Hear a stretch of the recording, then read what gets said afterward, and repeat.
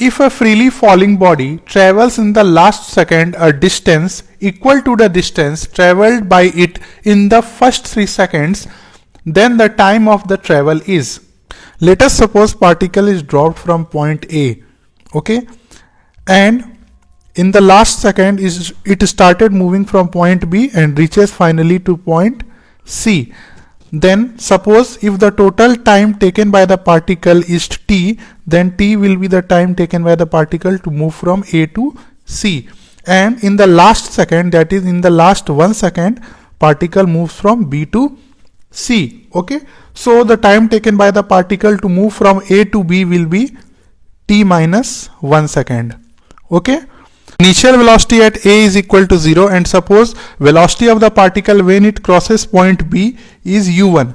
Then u1 can be written as u1 will be equal to u plus g into time taken, that is t minus 1. So as u is equal to 0, so u1 value will be equal to g into t minus 1.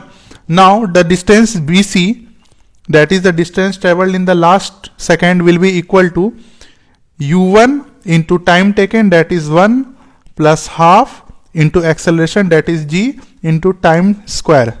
So BC will be equal to g into t minus 1 plus g by 2. Now distance traveled in the first 3 seconds is s, then s is equal to u into t plus half at square. Now as initial velocity is 0, so this term will be 0, so s will be equal to half into g into 3 square, so s is equal to 9g by 2. According to the question, it is given that BC is equal to s, so g into t minus 1 plus g by 2 will be equal to 9g by 2. Solving it for t, we get the value of t as 5 seconds. So option number 2 is the correct answer of this problem.